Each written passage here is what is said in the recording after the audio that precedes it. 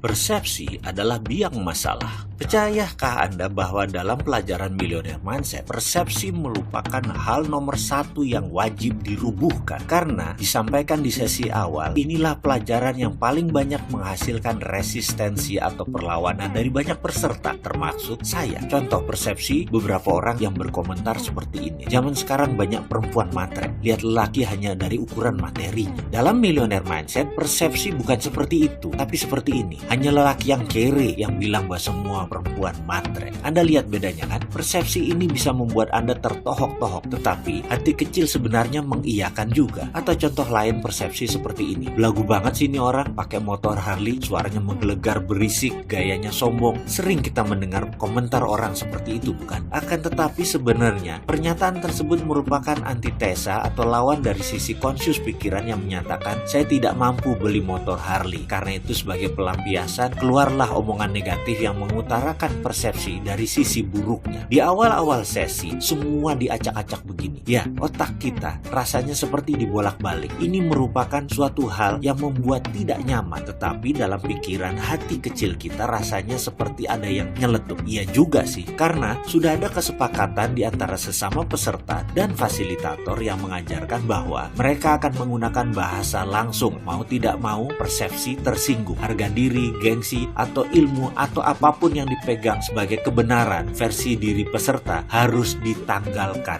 harus ditinggalkan. Sama seperti sahabat yang mendengar atau menonton video ini. Anda harus berani meninggalkan apapun yang Anda pegang saat ini demi pelajaran baru yang akan kita dapat bersama video ini. Pasalnya, membawa persepsi lama akan membuat Anda menjadi seperti Anda sekarang. Jadi, di dalam video ini, kalimat dan kata-kata Derek akan menjadi senjata percepatan pembelajaran. Contohnya ketika saya dijadikan subjek tanya jawab, Mr. Mardigu, what do you think about Bentley or Rolls Royce? Quick answer, no thinking please. Saya jawab, mobil mewah, mobil mahal, mobil orang kaya, mobil buat pamer. Good, that's a snap answer, very straightforward, and it shows that you are having a poverty conscious, katanya. Dia mengatakan bahwa saya memiliki kesadaran miskin, poverty conscious. Iya, dia bilang itu membuktikan bahwa saya memiliki kesadaran miskin. Sekali lagi, kemudian dia melanjutkan, kamu berjarak dengan kekayaan, karena itu kamu kerja sekuat tenaga, tapi pola pikir kamu miskin akan membawa kembali kamu ke dunia miskin. Saya terkejut dengan penjabarannya, tapi karena sejak awal sudah disepakati untuk tidak boleh tersinggung dan harus siap jika persepsi kita dirubuhkan, kata-kata tersebut pun rasanya nancep langsung ke akar pikiran bawah sadar saya. Bruce, how about you? Si fasilitator Geoff bertanya kepada peserta dari Filipina yang botak, skinhead. Dijawab cepat oleh Bruce, that's my car. Kontan seisi kelas tergelak. That's what you call prosperity conscious, tukas si Geoff. Ya, Geoff langsung berkata bahwa itu adalah kesadaran kemakmuran. Kalimat itu membawa saya melamun. Teringat kembali suatu masa ketika saya sedang berdialog dengan Ketut Mas Agung, anak ketiga dari keluarga Mas Agung, pendiri toko Gunung Agung, toko Wali Songo, pemilik Pullman Hotel, gedung Wisma Nusantara, dan banyak hotel lagi. Saya mengenal Ketut Mas Agung lebih dari 25 tahun, bahkan sampai saat ini kami masih seminggu sekali bertemu dan masuk dalam WA group bersama. Suatu hari saya bertanya kepada sahabat saya ini, bro, bagaimana asal muasal keluarga Mas Agung membangun bisnis yang berkelimpahan hingga makmur seperti sekarang? Awalnya apa yang almarhum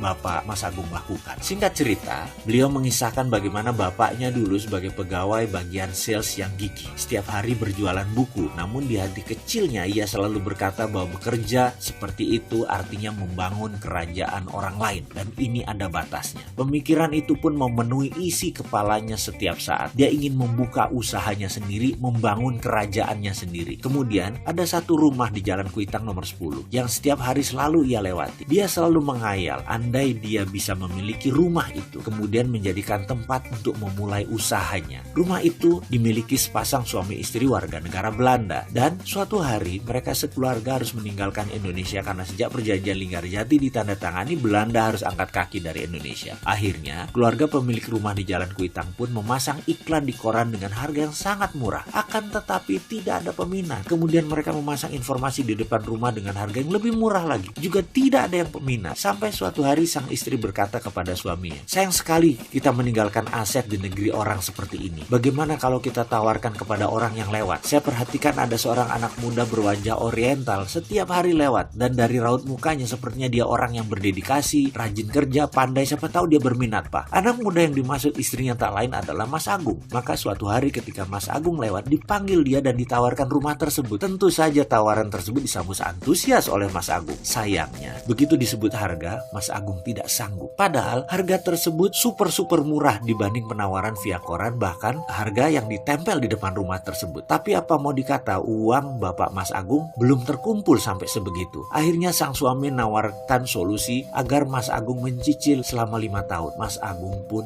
menyetujui. Dia berusaha keras bekerja, menyicil kewajibannya yang dikirim langsung ke Belanda. Dan benar, 5 tahun kemudian dia lunasi rumah tersebut. Sahabat saya, Ketut Mas Agung menyimpulkan, begini Mardigu, misalnya dulu bapak saya tidak pernah menyatakan berkali-kali bahwa dia akan punya bisnis sendiri. Misalnya, dulu bapak tidak pernah membatin setiap lewat rumah tersebut bahwa dia ingin memulai bisnis dari sana. Ini rumah saya. Misalnya, dulu dia tidak mengulang-ulang mantra dalam dirinya. Ini rumah saya, ini kantor saya, ini kerajaan bisnis saya mulai dari sini. Pasti rumah itu dibeli orang lain, bukan ditawarkan kepada dia. Ketika dia berkata tidak mampu, pasti sepemilik rumah akan mencari pembeli yang mampu, bukan menawarkan solusi menyicil kepada dia. Ya, intinya adalah percaya sebelum terjadi, pasti akan terjadi. Dan hal ini rupanya diwariskan kepada ketiga anak-anak.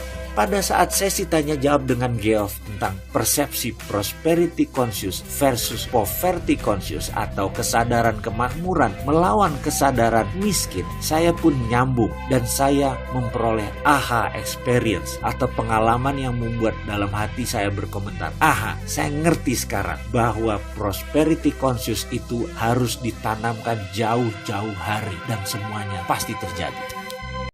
Melihat ke dalam diri. Coba kita merenung sebentar, coba Anda melakukan hal yang biasa disebut dengan istilah inward looking atau melihat ke dalam diri. Bisakah Anda menceritakan bagaimana selama ini uang datang kepada Anda? Bisakah Anda mengenal pola uang datang ke Anda? Ada berapa cara uang datang ke Anda? Mungkin agar lebih cepat saya bantu dengan pertanyaan. Apakah uang Anda diperoleh dengan bekerja, atau diberi orang tua Anda, atau diberi oleh suami, atau diberi oleh pasangan hidup Anda, atau dari hasil usaha sendiri, atau dari dagang, atau dari gaji, atau dari meminta kepada orang lain? Apapun itu. Sewaktu Anda melanjutkan video ini, mungkin ada di antara Anda yang sudah lelah dengan masalah keuangan, sudah capek dengan ketergantungan kepada orang lain, serta sudah tidak bisa lagi